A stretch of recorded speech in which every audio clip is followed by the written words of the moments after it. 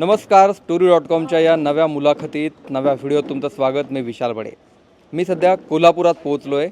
महाराष्ट्रातला असा एक मतदारसंघ ज्याची उमेदवारी अर्ज मागे घेण्याच्या शेवटच्या दिवशी प्रचंड चर्चा झाली. इथलं प्रचंड वातावरण तापलं आणि एक उमेदवार प्रचंड चर्चेत आले, ते म्हणजे राजेश लाटकर. कोल्हापूर उत्तरचे ते उमेदवार आहेत. ते काँग्रेसचे उमेदवार होते, पण ते आता सध्या अपक्ष लढतात. त्यांचं चिन्ह बदललं आहे. हा मतदारसंघ खूप चर्चेत आहे. मी त्यांना काही प्रश्न विचारणार आहे. सध्या मिसळ पे चर्चा असा त्यांचा कार्यक्रम सुरू आहे आणि कोल्हापुरात मिसळवर ताव मारता मारता राजकीय चर्चा जास्त होतात. तर मी काय प्रश्न विचारण्यापूर्वी तुमचं खूप खूप स्वागत आहे. मिसळवर इथेल राजकारणाच्या गप्पा खूप रंगत आहेत. मिसळचं राजकारण कोल्हापुरात खूप चाललं आहे सध्या. मिसळ पे चर्चा म्हणजे कोल्हापुरी मिसळ ही आमची एक प्रसिद्ध खाद्य संस्कृतीतला एक भाग आहे आणि कोल्हापूरकरांना पाहुणचार करणं हे एक आमचा एक मोठा ठेवा आहे की इथं आलेल्या आपल्या पाहुण्याला, आपल्याकडे येणाऱ्याला काहीतरी एक दोन घास खाऊ घालणं आणि त्याला त्याच्या नजरेत आणि त्याच्याकडं आपल्याला एक समाधानाचा भाव मिळवणं हे कोल्हापूरकरांचा पाहुणचाराचा भाग आहे. त्यामुळं नागरिक काहीतरी आम्ही प्रतिनिधी येतो आहे म्हटल्यावर आपलं एक चहा पाणी मिसळ ठेवतात आणि त्याच्यावरच्या चर्चा करतात. मूळ ज्या चर्चा म्हणजे आता ही उत्तर विधानसभेची निवडणूक आता अंतिम क्षणावर येऊन ठेपलेली आहे. मतदान 4 दिवसावर आलेलं आहे. अनेक कार्यकर्त्याला उमेदवारी मिळालेली आहे. त्यामुळं कोल्हापूर अक्षरशः उत्साहात आणि आनंदानं सगळेजण आपल्या हातात निवडणूक घेऊन कधी एकदा मतदानाचा दिवस येतो आहे आणि आम्ही या कार्यकर्त्याला राजेश लाटकर कार्यकर्ता प्रेशर कुकर चिन्ह आणि त्याला आपण मुंबई विधान भवनात पाठवतो आहे, असं हे आनंदाचं वातावरण आहे.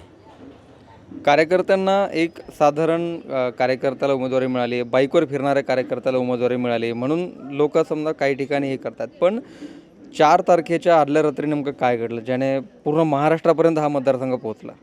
नाही तर तो घटनाक्रम घडून गेला आहे. तो आपल्यातला की आमच्या कुटुंबातला भाग होता. आता पुढं जाऊन आपल्याला चांगलं काम करायचं आहे. जे आमची कोल्हापूरची दुरावस्था झालेली आहे.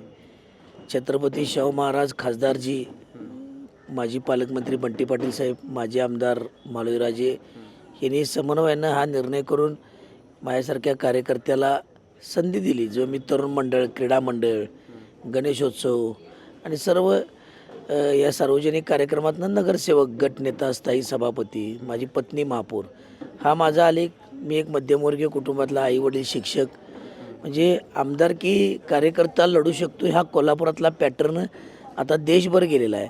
आणि जे कोल्हापूर जे गेल्या 3 वर्षात या महायुती सरकारच्या काळात स्थानिक शहरातल्या नेते म्हणून घेणाऱ्यांच्या माध्यमातून जी एक बिकट अवस्था झाली आहे, तुम्ही कोल्हापूर फिरून बघा. त्यामुळं कोल्हापूरकर मग आमचं रांगडं गाव आहे, स्वाभिमानी गाव आहे. इथं उगीच मोठ्या गप्पा करून काय चालत नाहीत. इथं समोर नजरेसमोरचं बोलावं लागतं, त्याला आपला व्यवहार नीट ठेवावा लागतो, आपलं वागणं नीट ठेवावं लागतं. इथं माणसांच्या नजरेत नजर घालून सांगावं लागतं.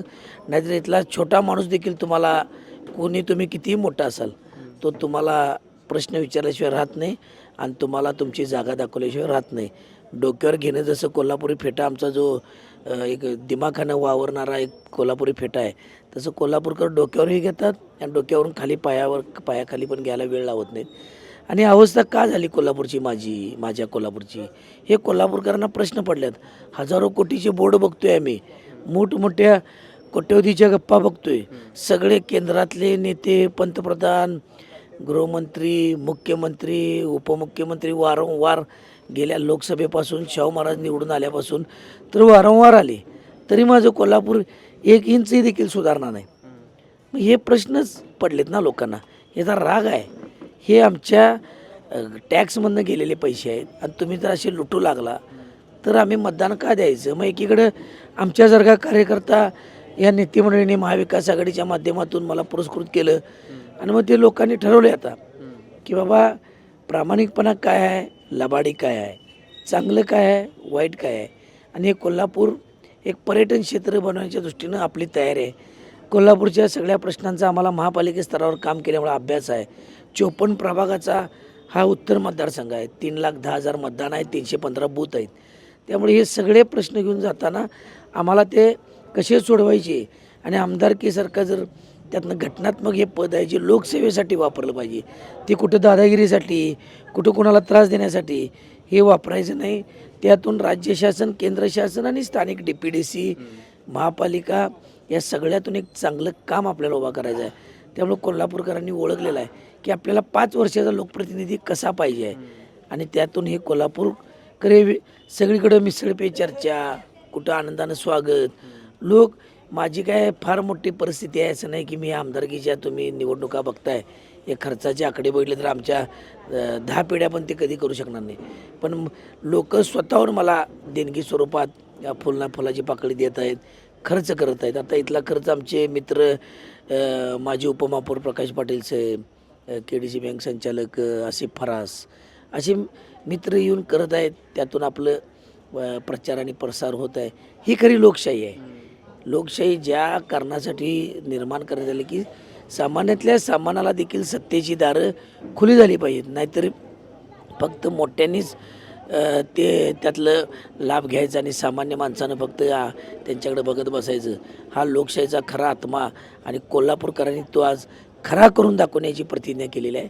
त्यामुळं पुन्हा एक वेळा आपल्या माध्यमातून मी सर्व मतदार बंधू भगिनींना विनंती करतो, अखंड कोल्हापूरकरांना सांगू इच्छितो की राज्य आणि देश आमच्या या निवडणुकीकडे बघत आहे. आणि कोल्हापूरकर ही निवडणूक सुवर्ण अक्षरानं लिहिली जाईल. त्यावेळी हे आमच्या स्वाभिमानी मतदारांचं नाव देखील त्यात कोरलं जाईल की एका कार्यकर्त्याला, एक नगरसेवक पदावर काम करणाऱ्या सामान्य परिवारातल्या कार्यकर्त्याला विधानभवनात आमदार म्हणून पाठवण्याची किमया ह्या मतदाराने केली. एकीकडे धनशक्तीची एवढी प्रचंड सत्ता असताना आमच्यासारख्या एक सामान्य कार्यकर्ते या पाठीमागे उभा राहणं हे खरे कोल्हापूरकर आमची ही शाहू नगरी आहे, याचा मला सार्थ अभिमान आहे. पण यात जर तुम्ही पंजावर असतात तर आणखी सोपी गेली नसती निवडणूक. आता तो काय पंजाब तर आमची निवडणूक आम्हाला त्याचा आनंदच होता. पण आता ते प्रश्न सगळे मागे पडलेत. अलीकडच्या डिजिटल युगामध्ये एका क्षणात तुमचं चिन्ह असू दे, नाव असू दे, तुमची ओळख असू दे, ज्या त्या ठिकाणी जाते. आणि हा मतदारसंघ आमचा काँग्रेस आणि महाविकास आघाडी, उद्धव ठाकरे साहेबांचा पक्ष, परत तुमचा राष्ट्रवादी काँग्रेस पार्टी, आम आदमी पार्टी, इतर मित्रपक्ष, शेका पक्ष, कम्युनिस्ट, हा एक चांगला मतदारसंघ बांधला आहे. आम्ही 2 विधानसभे, 2019ची विधानसभा पोटनिवडणूक आणि गेलेली लोकसभा निवडणूक, आम्ही पूर्णपणे याच्यावर नियंत्रण, कार्यकर्त्यांचं जाळं, स्वाभिमानी कार्यकर्त्यांचे जाळे आणि लोकांची सेवा, वेगवेगळ्या योजना, निवडणुकीपुरतं आमची महाविकास आघाडी बाहेर पडत नाही.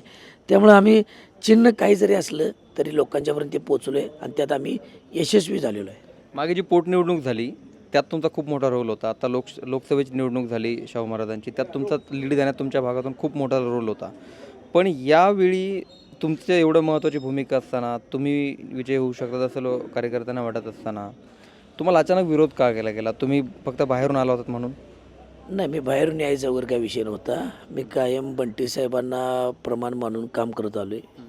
मुश्रीफ साहेब माझे राष्ट्रवादीचे नेते होते. त्याच्या अगोदर काँग्रेसच्या हात चिन्हावरचा पहिला नगरसेवक मी माझ्या प्रभागातून 2000 ते 2005च्या दरम्यान निवडून दिलेला होता. त्यावेळी मला माजी मुख्यमंत्री विलासराव देशमुख साहेब, इथले पालकमंत्री तत्कालीन हर्षवर्धन पाटील साहेब यांनी माझा सत्कार केला होता. मी कायम काँग्रेस राष्ट्रवादी आघाडीचं एक दुवा म्हणून काम केले. ते काही आम्ही समवयस्क आहे, काही 1-2 लोकांचे गैरसमज झाले, पण ते आता मागं पडलेलं आहे, झालं गेलं, आमच्या पंचंगेला मिसळलेलं आहे. आता आपल्याला कोल्हापूरची दुरावस्था झाल्या ती सुरळीत आणण्यासाठी आमचं प्लॅन आहे आणि तो मी यशस्वी करून दाखवणार आहे. माझ्या पहिल्या दिवसापासून आपण कामाला चालू करणार आहे की हे पद मला मिरवण्यासाठी किंवा अहंकारासाठी नको आहे, लोकसेवेसाठी पाहिजे आहे आणि माझे तुमचं कोल्हापूर एक राज्यात अग्रेसर शहर करायचं आहे. पण या सगळ्यात ते विषय होऊन गेला, पण यात त्यावेळी बंटी पाटलांना नाहक त्रास सहन करावा लागला. एका सभेत त्यांच्या अश्रूंचा बांध सुद्धा फुटला होता. खूप इमोशनल झाले होते.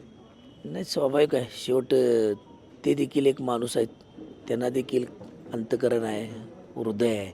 शेवट एखादा माणूस करून ज्या प्रतिष्ठेनं ते करतात, एक आपल्या पक्ष वाढला पाहिजे, कार्यकर्ता मोठा झाला पाहिजे किंवा सगळ्यांना बरोबर घेऊन जायची भूमिका करतात. असे काय दिसलं की माणसाचं मन हळवं होते. तो प्रसंग दुर्दैवी होता, पण आम्ही सगळ्या कार्यकर्त्यांनी त्यातून बोध घेऊन परत अशा घटना घडणार त्याची काळजी घ्यायची आत्मचिंतन करून ठरवलेलं आहे. तुमच्या विरोधातले जे उमेदवार आहेत क्षीरसागर, ते म्हणतात की आमच्याकडे आम्ही केलेली कामं आहेत दाखवण्यासाठी, तुमच्याकडे काय? आत्ताच आपण बाहेर पडे की चला तुमच्या माध्यमातून हा कॅमेरा आहे तुमचा, तुम्ही आहे, एक काम दिसते का बघा. म्हणून तर मग लोक का मला पाठबळ झालेत, लोक उत्साहानं का पुढे यायला लागलेत, हे लोकांनी बघितलं आहे ना. 100 कोटीचे रस्ते, 4 कोटी 4.5 कोटीचं बॉटनिकल गार्डन, 5 कोटीचा कारंजा म्हण, आणि काय 5-6 कोटीचे दिवे. एक काम पूर्ण आहे का? एक बगीचा नाही व्यवस्थित, एक मैदान नाही, रस्त्यांची अवस्था वाईट, पाण्याची वितरण व्यवस्था नाही, फक्त गप्पा. आणि त्यातून त्यांचा काय ते निधी कुठे गेला हे कोल्हापूरकरांनी त्याचा ऑडिट केलेला आहे. आणि तो ऑडिट रिपोर्ट तुम्हाला 20 तारखेला मतदानातनं दिसेल आणि 23 तारखेला त्याच्यावरची अंमलबजावणी होईल. शेवटचा प्रश्न, तुम्ही जेव्हा राष्ट्रवादी फुटली तेव्हा पवारसाहेबांसोबत राहण्याचा निर्णय घेतला होता. आता तुम्हाला उमेदवारी मिळाल्यानंतर पवार गटाचाही तुम्हाला कसा पाठिंबा मिळतोय? पवारसाहेबांची तुमच्या काही याच्यानंतर चर्चा भेट काही झाली आहे का? नाही, आम्ही सगळे साहेब एकत्रित काम केलेले कार्यकर्ते आहोत. काय परिस्थिती होती आणि त्यातून आत्ता आम्ही ते सगळे विषय आत्ता बाजूला ठेवून आम्ही सगळ्यांनी एकत्र काम केले ना साहेब. काय त्यामुळे काय तसा काय विषयच नाही आहे आता. आता आता फक्त अर्जुनाला दिसतोय तो पोपटाचा डोळा, महाविकास आघाडीचा विजय आणि महायुतीचा पराभव. खूप खूप धन्यवाद. तर हे कोल्हापूर उत्तरचे उमेदवार राजेश लाटकर आहेत, ज्यांनी या मतदारसंघातले मुद्दे सांगितले, जो विषय किस्सा घडला त्याच्याविषयी सांगितलं, आणि त्याच्यानंतर आता प्रचार कसा सुरू आहे त्याच्याविषयी सुद्धा सांगितलं. तुम्हाला खूप खूप शुभेच्छा निवडणुकीसाठी. वेळ दिल्याबद्दल खूप खूप धन्यवाद. चॅनल सबस्क्राईब जरूर करा. आपण इथेच थांबतोय.